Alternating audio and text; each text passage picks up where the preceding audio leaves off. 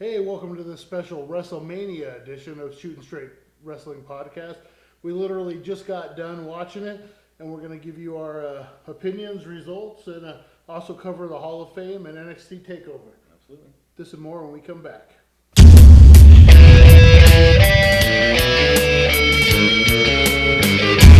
to be the man, you gotta beat the man, and I'm saying, woo! This a man! What the rock? Oh, Pumpkin Austin 316 says I just whipped your ass.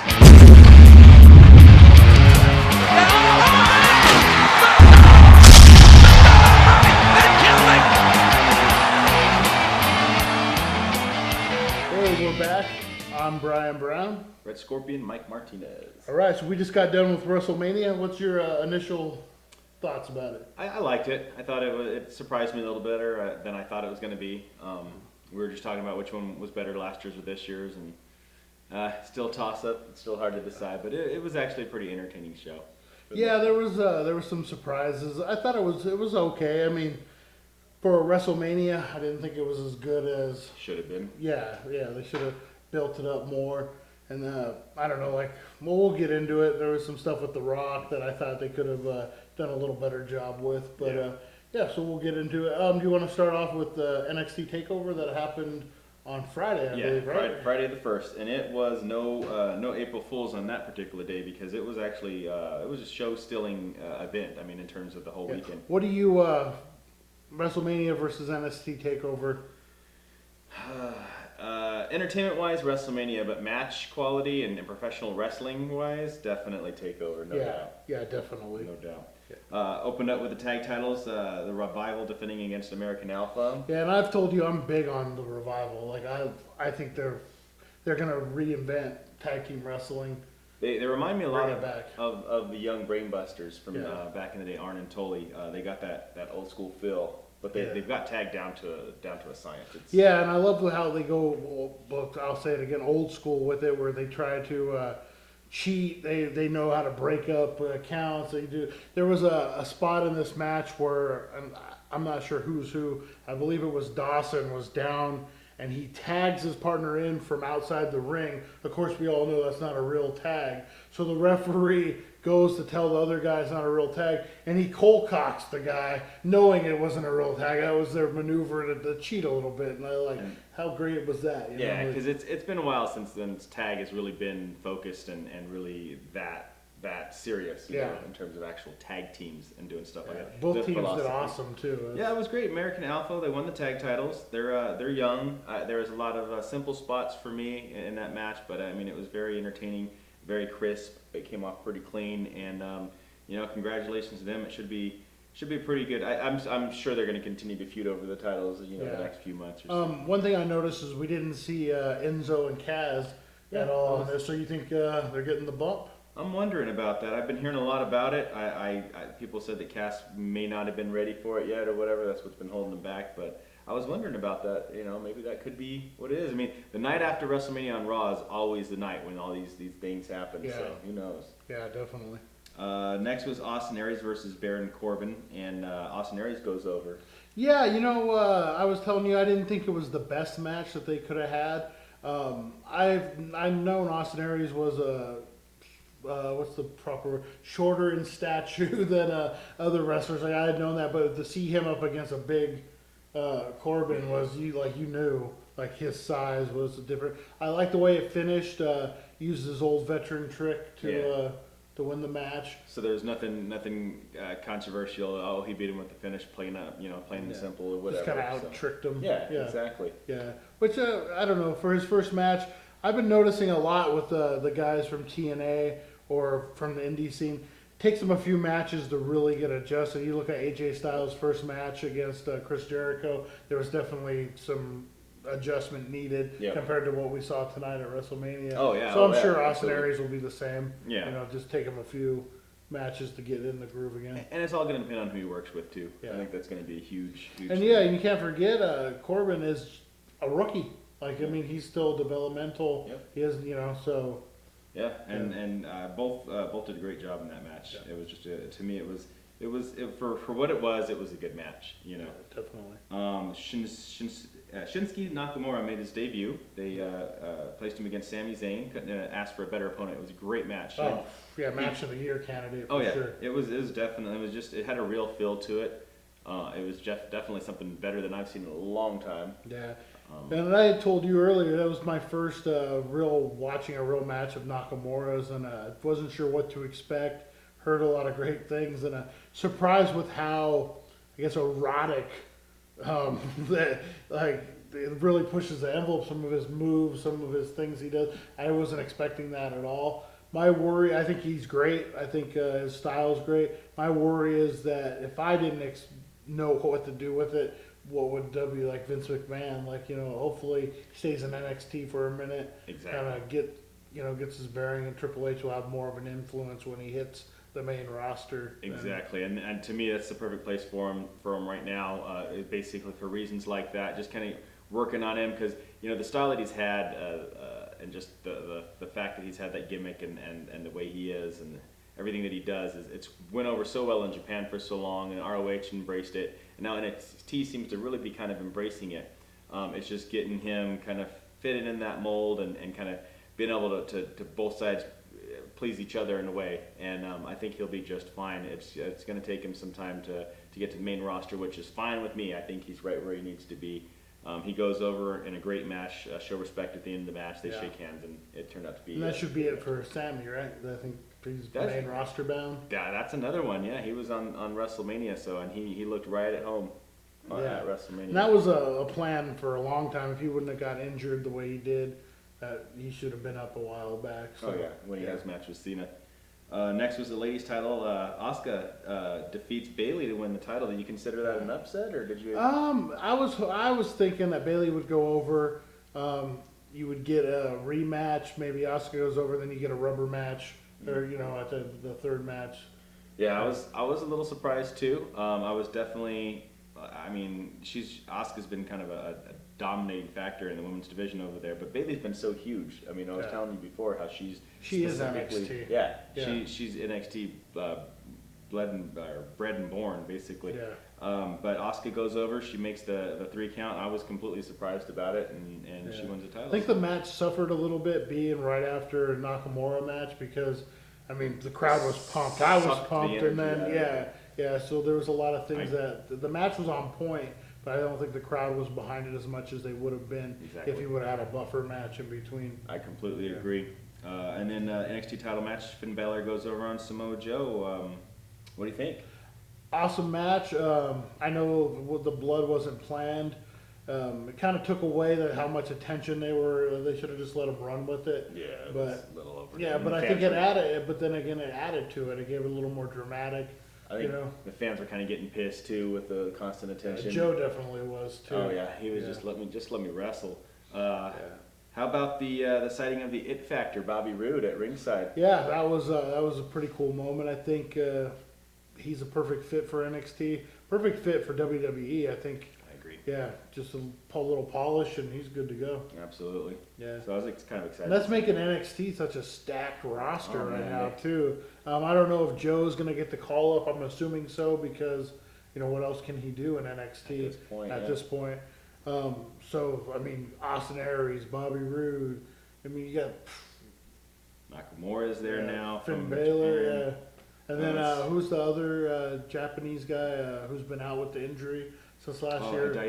He's ready to come back too. So and he was just getting started. He was in the Battle Royal last round here, the Giant at WrestleMania, and I'm excited to see him come back. So they are stacked. You got that right. What do you think? You thought it was an A+ on their part? Oh yeah, definitely. And I love the fact that they sold out the arena they were in. You're looking at least 10 to 11,000 people in there, a lot of vocal crowd. They were in it. It popped all. There was so much. There was what was it? An FPG? FPG chant. Especially when Joe was bleeding. And then I caught a little glimpse of Shane's kids with Stephanie chanting FPG. And Stephanie didn't look too happy during the blood and during that kind of stuff. But things happen. I couldn't tell if she was mad because it was taking away from the match that they had to patch him up so much, or if there was blood. Because I mean, obviously it was an accident. It wasn't on purpose. So Yeah, that I agree. It's kind of hard to call on that one. Great night, and then next night, the second was the Hall of Fame. yeah, and I still got that Freebird song stuck in my head. Yeah, damn you, Michael Hayes, damn you. That's all I gotta say. Well, I mean, he's been waiting 20 years to get into the Hall of Fame, so he's had this practice and rehearsed and gone over for years, him and Jimmy Jam. So Godfather opens up the inductions, inducted by the APA. Yeah. I thought that was an entertaining introduction. Your opinion, Godfather Hall of Fame material or not? I would have probably said not, but then again, that's kind of not for me to decide. I think he was definitely a huge part, instrumental in the Attitude Era. Yeah. I think as a professional wrestler, he really came. He's one of those guys that had to suffer a lot of silly gimmicks. Papa Shango, Kama, the Supreme Fighting Machine, Kama Mustafa from the Nation Domination, to finally land it right with the Godfather. Charles said it himself that they kind of let him be himself, and it really went over. Which is kind of funny. It was kind of funny, but hey, whatever works. But and from an entertainment aspect, he's so entertaining. He's always been entertaining. So I mean, and he's a company guy. I mean, how long was he with them? Like, if you go through all the gimmicks, 92, something like that, and for years. So I mean, he. From the what you've put into it, into the business, what you've given to the business standpoint, what you've suffered and gone through, I would say, from that aspect, I would say, he deserves to be in it. Next was Stan Hansen. He was inducted by Big Van Vader. Yeah, you know what? I heard some people kind of talking about Vader and kind of I don't know, not a great intro. I thought it was great. I mean, as a wrestling fan, exactly. I knew what he was talking about. Exactly. I heard the stories, so I thought it was great. And especially the Stan Hansen era was before my time. It was almost a few years before. I was just a kid. So, Bruiser Brody, Stan Hansen, when I watch them on old AWAs, they kind of scared me a little bit. But now I can respect what they were doing. And you watched. I was young when I seen Stan Hansen for the first time. I believe it was in WWE, and he was just spitting out that chewing tobacco, and he was just he just beat the hell out of you. And I mean, from that aspect, I would agree. He was very scary to watch, very intimidating. But like you said, both those guys came from different eras, and I think the wrestling fan enjoyed the induction and the speeches and both guys. Vader and for his age, boy, Stan Hansen looking good. Yeah. And coherent. And, he's been hit with a few cowbells, and I think he's hit more people with it, so maybe that's what's keeping him fresh. Jacqueline finally makes her way into the Hall of Fame, inducted by the Dudleys, and we were kind of talking why the Dudleys inducted her, and I guess it was probably because of the fact not only was she with them in WWE, but she spent a lot of time in TNA. Yeah, which I didn't even, I hadn't realized not watching TNA that much. Yeah. So, I mean, there was that friendship bonded, and I'm just so proud of her. I guess she requested them. Yeah, right off the bat. Yeah.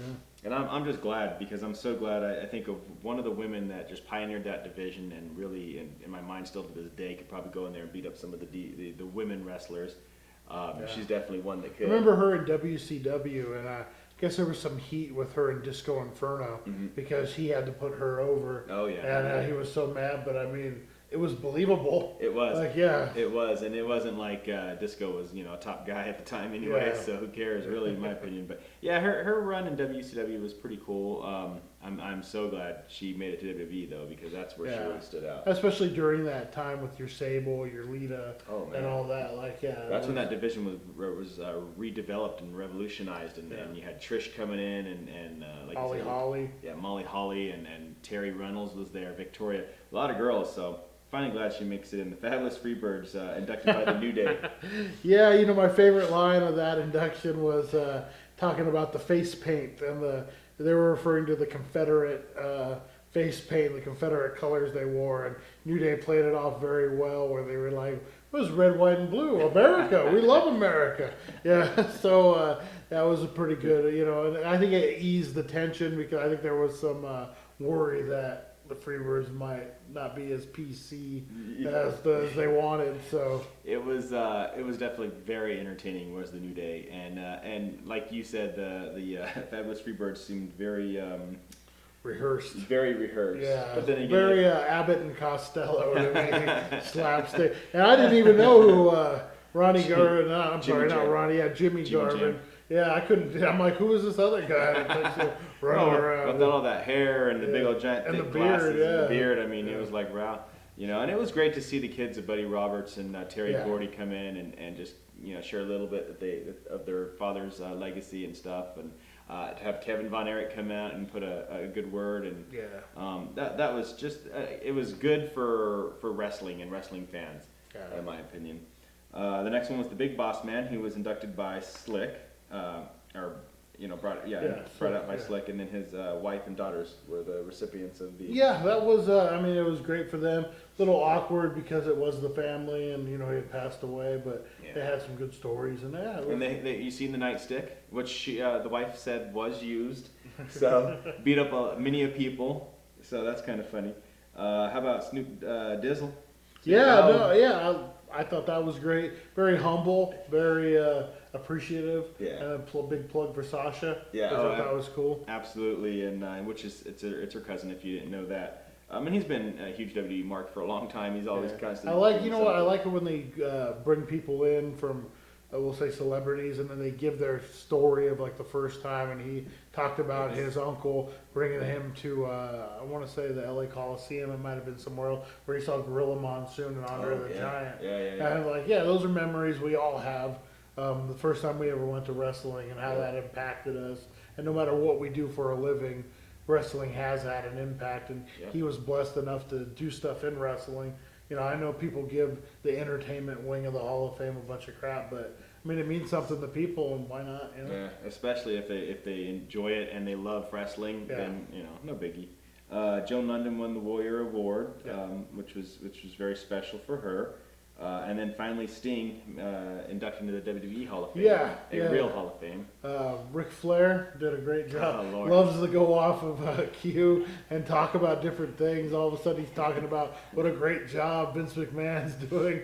And he got off Q a couple times. Puts his daughter Charlotte over a little bit. And was able to bring it home, though, which was cool. And then Sting, just what I expected, very appreciative, very honest.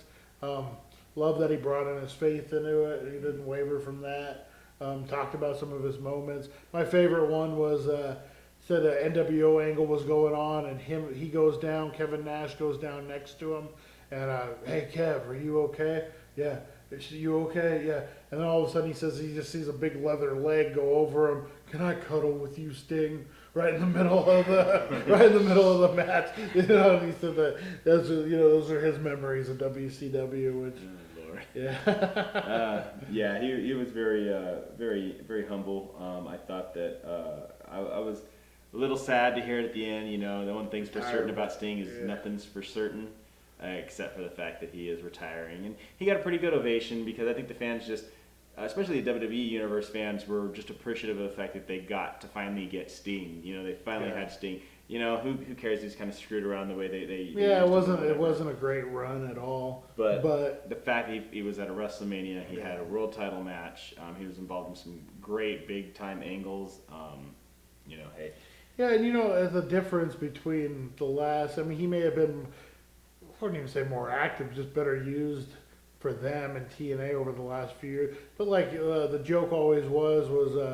Sting comes down, Sting has bat, Sting cashes check, Sting goes home. That was basically what he did in TNA, which, hey, good for you. You can make money off your gimmick. And he would wrestle a few matches a year, but just what his body could handle, which, obviously the length of his career and how good he still looks physically. Exactly. It says, he conditioned himself very well and took the matches. So, but when you're performing with a TNA for 1,800, 2,000 people, 4,000 people max. Yeah. And then all of a sudden you go to a WrestleMania where you got 80,000, 75,000. So, at least he got to go off on that note. Oh, yeah. And, So, he was very excited with the fact that he had his run the way it worked out.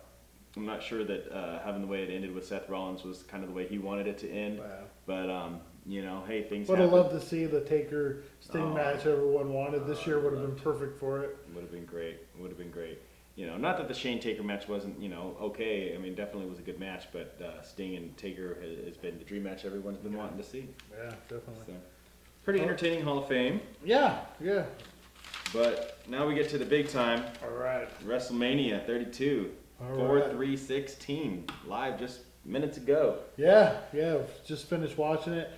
We caught the U.S. title match, Kalisto and Ryback. I had.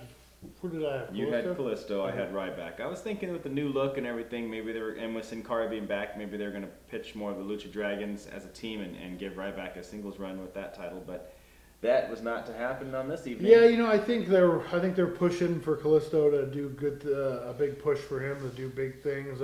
Like I called him Rey Mysterio 2.0 Yeah. earlier. Yeah, I think that's what their vision for him. So I see him running with that title for a little bit. I would think so. Now after seeing that, I definitely think he's gonna. Yeah. So Kalisto goes over Ryback. Yep. This incredible women's match.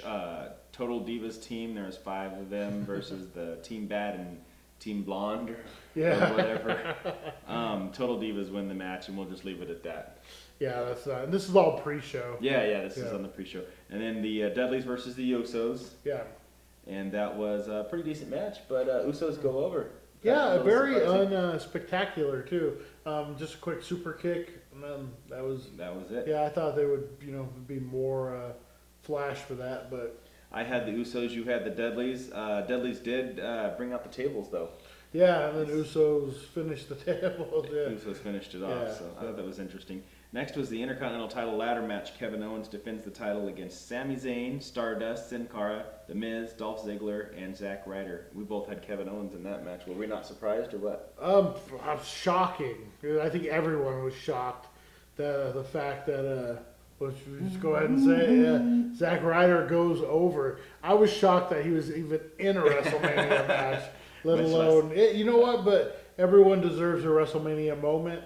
And that's going to be his moment. For shock value, I definitely think it was probably the most shocking thing of the evening. It wasn't a bad idea. Zack Ryder, I mean, he's talented and he definitely deserves it. So I don't. Do you see him having a decent run with that, or do you think he drops it in a week? I think they'll have him hold it for longer than a week, but I definitely don't think he's going to have that great of a run. Yeah, because I think if you're going to get the Sami Zayn, Kevin Owens feud going, I think a title involved enhances that feud even more than what it already is. So maybe Sammy beats Ryder, and then they feud over it later on. But hey, congrats to Zack Ryder, man. You deserve it. You've been company man all those years. Long time. Yeah. Had to work yourself, your own gimmick, had to get yourself over. Internet paid off. Internet champion to Intercontinental champion. Yeah. Next match was the AJ Styles Chris Jericho match, in which we both had AJ Styles to win. Yeah, I'm shocked on that. That maybe that means Jericho sticks around for another month or so. And, I don't really know. I'm hoping that's the end of this feud. I Yeah. think they need to move on to different programs. I'm hoping so too. I think Jericho wins it because of the fact that he's got the longevity in the company, and they went with the guy that has been there the longest, I guess. And maybe they got plans for AJ Styles where they use this loss to drive him to a different storyline. And I could just be nitpicking or maybe seeing far too into the future, but they did the promo for Orlando, Florida next year's WrestleMania, and that's AJ's backyard in TNA, and that's where he made his WWE debut at Royal Rumble. So maybe he's in a much more prominent, important match next year at that WrestleMania. Possibly a title, maybe a world title match. Who and knows? with the Bullet Club coming in, you never know how that will affect. Exactly. Yeah. Just him in general. Yeah. Next up, we had the New Day versus League of Nations. It was 3-on-3. No titles were on the line in this, even though New Day is a tag champs. Yeah. League of Nations go over. We both picked them. Yeah. King Barrett was the odd man out, but I mean, it was a pretty physical match. Definitely a lot of hard hits in that one. I think the highlight of the match was definitely at the end. Yeah, when you got your Hall of Famers, they challenged any 3 WWE people to come in. So you had Stone Cold, Shawn Michaels, and Mick Foley. Mick Foley looking like a beast too, man. He was hungry for flesh and blood. Yeah, definitely. But we saw some super kicks, some stunners, and some Mr. Sockos in the mouth. Yeah. My favorite was your daughter having to explain what a sock would actually do To like harm so somebody. he just shoves a dirty sock in someone's mouth. And I'm like, well, there's a little more to it. There is a smiley face on the sock. I mean, does that help? Yeah. But That was a good moment. It was entertaining. Brock Lesnar versus Dean Ambrose in the street fight. We watched about 2 minutes of it, and then we lost our feed, and then he ended up getting it back right at the end of the match. So we know Lesnar went over. Not a lot of info from our end on that yet. So. Yeah, I was a little confused. I had picked Brock Lesnar, you'd picked Dean Ambrose, but we both were hoping Dean Ambrose would be able to take something out of this match. I don't see what benefit. Like, Lesnar could be okay with a loss. Yeah. Like, there's nothing. Especially at WrestleMania. Yeah, and then chances are he won't be there tomorrow. And if he is, then he's gone the next week. A Dean Ambrose win could have really elevated his stock and brought them to have another, semi-main eventer. Yeah, I kind of wish that they would have done it a little differently had there been. Could have had some great promos. Remember the Heyman promos, how he beat Undertaker? Oh, yeah. You could have had Ambrose. Sorry, you have Ambrose cut those same WrestleMania. I beat the Beast. At Mania. Yeah, his shirt, the Suplex City spray painted with Dean Ambrose over it or whatever.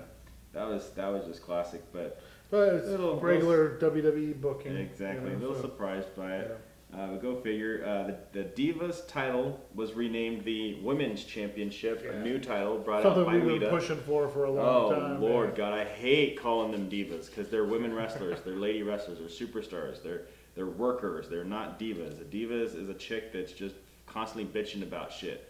They're not divas, they're hard workers. And beautiful belt, too. Oh, man, and it resembles the WWE World Heavyweight Championship, the guys' version. So, I mean, that says a lot, and for Lita to present it, that meant a lot too. Charlotte versus Sasha versus Becky Lynch. I had Sasha, you had Charlotte. Flair at ringside. Yeah, which was classic. We got Charlotte going over, which I agree with. I think she's on a monster run right now. I don't see taking the belt off of her anytime soon.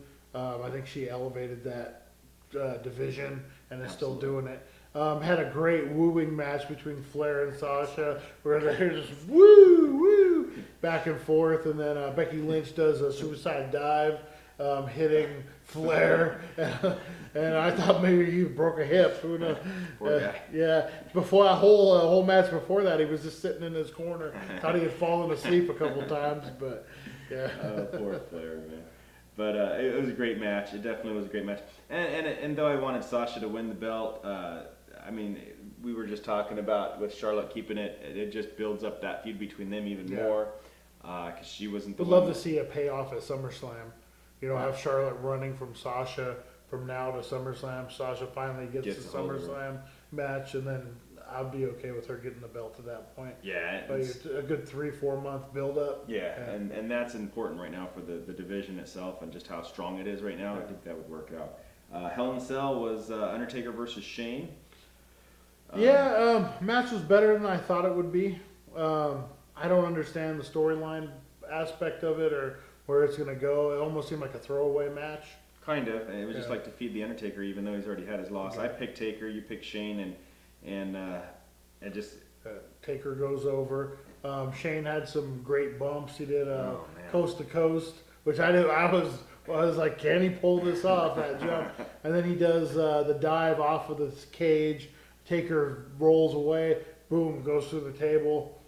Pretty awesome. And you just talk about the landing spot and how particular you had to be on that just a couple inches to the left or whatever, to his left, and he would have been on the ground. Oh, God.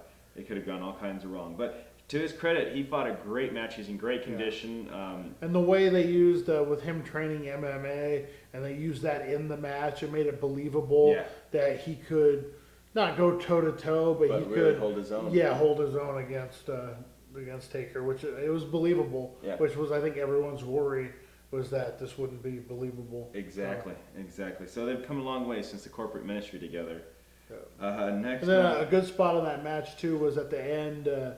They have the ambulance or the little golf cart ambulance coming through, and Taker sees it going through, and he almost has a look of concern, but then gives a little smile, like, "Yeah, kid, you took me to the limit. Yeah. You know. Yeah, that was classic. Andre the Giant Battle Royal. We Surprised it was this late in the card. The whole thing was not only surprised. that, we were both wrong. We picked Braun Strowman to win it, and he wasn't even in it. Yeah. So that kind of sucks. Yeah, they didn't really announce who was going to be in it. I mean, you had your Kane, Social your Big Show. Outcast, Kane, and Big Show, and that's all I knew was going to be in it. Some surprises. We had Tatanka. Yeah. Where'd that come from? Why wouldn't you build up a big Tatanka return? Come on, yeah. DDP. Yeah, DDP. And who can forget Shaquille O'Neal? Yeah. Shaq himself, the Shaq attack. It was DDP and Shaq and all these guys, and I'm thinking we're Rodman didn't bashing come the out. Beach '96. Where's the mailman, Karl Malone? But it was an interesting thing. Baron Corbin was in the match out of nowhere from NXT, who had just lost to Austin Aries a couple of nights before, and we were kind of digging on the fact that he was there and everything. Yeah, had a good showing. Ends up winning it. I mean, which I really like because I think it gets misused on the main roster. Like Big Show won, whatever. You hear something the next day, and then it's forgotten. Cesaro. Yeah, Cesaro had a little run with it, and then it got lost in the shuffle. Yep. I think if Corbin's staying in NXT, he brings that back to NXT. He can use it as a gimmick. Yes. Hey, I lasted with the big boys. I was on the big guys roster. You know, you guys are beneath me, and I'm Andre the Giant, winner. Exactly. And I mean, he could use that almost like the Slammy Award-winning Owen Hart. Oh, God, Interesting about that. Not to get off topic, but they were saying that wasn't ever a gimmick. Owen just grabbed those and just ran with it. Like it was like, hey, brought him everywhere. Yeah, almost as a rib, but then it ended up catching on. So yeah. That was some funny stuff back in them days. But congratulations to Corbin. That was exciting to see. I mean, he throws out Kane at the end. See him stay in an NXT? Okay, now twice the announcer said something about Corbin making it. And so hopefully that doesn't mean that he's going to be on the main roster, only because I agree with what you're saying. If he takes it to NXT, it's going to have a lot more meaning. They can do some more things with it, longevity. If he comes to the main roster, is he really ready? I mean, is he just going to get lost in the shuffle like Tyler Breeze and Bo Dallas and Neville and some of these other guys? I'm kind of scared for that. I'm okay with him staying there for, I wouldn't say a whole nother year, but I mean at least a little bit longer. Yeah, a whole season. Past SummerSlam, I would say. That'd be completely fine, and really take that run, that last little run. So then out of nowhere, The Rock comes out, with a flamethrower. Which I was really confused. You had saw it, or you saw, he's gonna light the Rock sign up, but I'm just like, I thought it was a T-shirt machine at first, and he was gonna. I'm like, so they got The Rock to be the ring girl. Like, what is he doing? But he ends up lighting his name on fire. It's kind of cool, and seeing that, and he comes out and he's putting over the fact that it was 101,000 fans or plus that broke the record, which was in Cowboy Stadium. So I mean, they broke some records. He was proud to share that with them, and then Bray Wyatt and the family come out. Big ovation for them. So they announced that the record 101,000, was that what it was? 101 and seven something. And so I would say at least 70,000 phones were lit. Easily. Yeah, it was a pretty cool moment. They have their back and forth. Impromptu match comes out. Rock and Eric Rowan. Yeah, he beats Eric Rowan in 4 seconds? 6 seconds. 6 seconds, so that beats the King Kong Bundy. WrestleMania 1, And then the family's getting ready to jump Rock, and who comes out? John Cena. Makes his return. Yeah, so they have a quick little, I wouldn't call it a match, just their back and forth. Now, my problem with this is, if you could figure out that you would have even that quick of a match, why not do a program, Wyatt family versus Rock and John Cena, big event, promote it, and get people excited? Maybe because it was such a quick match, they didn't want to, false advertise. But the thing is that just getting something extra to get us involved in WrestleMania, get us invested in it, would have been a smart idea. Because I mean, they announced that The Rock was going to be there, but they never said anything about a match. I figured it was just going to be a little impromptu, smell what The Rock is cooking, kind of like what they did with Stone Cold and Hogan that year. And The Rock. That's why I figured it'd be something like that. But if he was willing to wrestle a match, either even if it was a 5-second match, should promote that. You should get people Exactly. excited. I mean, just the fact that The Rock was going to wrestle, and then you have Rock and John Cena on a team. Together. Yeah, and then you just do a quick, match. Blow it out really quick. Because, I mean, they were both hitting all their moves. I know Cena was injured, and that's why he couldn't compete in this WrestleMania, but, he did his 5-knuckle shuffle, attitude adjustment. He only has like 5 moves anyway. So, if he could do those, why not, even if you do a 5-minute match, but. It would have definitely, from terms of marketing and getting people a little bit more interested in it, it would have been a wise idea. Yeah, definitely. Main event, WWE title, Triple H versus Roman Reigns. We both picked the Roman Empire to take it, and that's what happened. Yeah, very. Lackluster? Yeah, just it was an okay match. I don't know. I think in their minds they have an idea of what it was going to be, but in reality, it wasn't like you had a Stephanie McMahon, almost like we're corporate holding the man down, and your only savior is going to get beat tonight. It was a real weird entrance, but I think in their mind that's what they thought this feud was. But in my mind, it was nothing. Mm-hmm. And what really took away from it for me, and I mentioned it to you, was the fact that last year he stood toe to toe with Brock Lesnar. Has had a great fight, before the Seth Rollins came in and stole the title. But I mean, it was just that was awesome. And then a year later, you bring him in with Triple H, who's no Brock Lesnar, and he's not even really a wrestler. He's supposed to be the corporate guy behind the camera, and that's what you've had us to believe for all these years. And then to have a match of that length, and then it just wasn't doing it for me. No, I don't know if you've noticed it. I kind of picked up on it. Did you notice, like, with a match that length and how they were going, how limited Roman Reigns is? Like, he went to that Superman punch so many times and that spear so many times. I've always kind of known that he is very limited, which I think it was really exposed. With the Shield. Yeah. I think that's why a lot of fans have an issue with him. Same thing, we just got done talking about Cena, and he's supposed to be the new Cena. So I mean, it fits that what they're looking for. I was just with that main event 30-minute match, which I'm assuming it was 30 minutes. I'm not 100% sure, but like we saw that Superman punch at least 6-7 times, spear at least 3 or 4 times. Like, guy needs to get a couple drop toe holds or something going. Yeah, come up with some other things. I definitely. And that's just the fact that they broke the Shield up kind of quickly, and they kind of really put him on his own kind of quickly. And he's the type of guy that when he fights a guy like Brock Lesnar and he gets his ass whooped most of the match or whatever, and then he does those few moves or whatever, then it's really like, Yeah. But against Triple H, who's a technician, a great technician, a great ring general, you've seen that big time. Yeah. Taking nothing away from him, I was telling you that I still see another 10 world title reigns in his future, but I definitely think there's some room for improvement, and I think a lot of it is just going to be character development and just he's got to really turn heel. I mean, that's going to save him. People are not going to care if he's got 5 moves or 50 moves. If he's heel and he's working that crowd. Yeah, exactly. And the more they do hate that he only has 5 or 6 moves, the more heat he gets, and the better for him. Exactly. Yeah. And then there was the big surprise after that. Andre the Giant comes out, and he wasn't dead. Oh, wait a minute, that was on my 2K16 game. Sorry, guys, that didn't happen in real life. No. It ended up, fireworks, him holding. It was supposed to be that feel-good moment, and I didn't feel too good. We're just like, all right, time to get the podcast set up. Yeah, exactly. Like, I was almost ready, like 5 minutes into the match. I'm like, yeah, can we get it set up? We know how this is going to end. So, okay, let's real quick. We'll kind of finish it up. Where do you see Raw going tomorrow? Any big surprises you want to predict? Definitely see some Bullet Club action. You think so? I think I see. If they're not going to be Bullet Club in WWE, I definitely see. You don't see them going to NXT first, maybe helping Baylor out, Fowler? I mean, I was kind of hoping that I'd see that at Takeover, and like you had said on our last podcast, kind of having him refuse the help or whatever, and maybe seeing something. I definitely see them doing something with AJ. Probably against it. I see that working in the main roster. Maybe. Who knows? I just think that would work.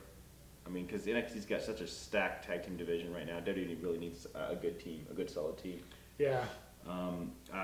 Maybe a couple other, return surprises or whatever. But I definitely am looking forward to the ladies' championship and how they're going to build that up. Definitely kind of curious what they're going to do with Dean Ambrose after that. How's the control of the company going to go now that Undertaker wins? Does Shane just leave? Yeah. You know, what's going to happen? Is he going to stick around and try to continue to fight for Yeah. Now, do control? you? I'm trying to think. Last year, usually there's a big return. Yeah. Like, and usually it's someone not injured. Like you get your Brock Lesnar coming back, Mm-hmm. or I mean, the Goldberg rumors have been flying around. I don't really see that. Do you see anyone coming back? Maybe Cesaro, but I would say Cesaro would definitely probably swing back into action, pardon the pun, tomorrow. I definitely think that could happen. Goldberg, I'm not really feeling that or seeing that. Who knows? There could be more than one, but I definitely see something happening tomorrow night to keep us going. that's the big one. And the crowd always pumps that night after WrestleMania up for Raw. So Oh yeah. yeah, that'll be definitely one. All right, so thanks for watching. Please be sure to like, subscribe, and share. We'll have Monday Night Raw podcast up later on this week. We appreciate everything. If you're watching on BST TV, stay tuned for Anarchy Pro Wrestling. And if you're watching on YouTube, again, like, subscribe, and share. We thank you guys for all the support, and happy WrestleMania Day. See ya.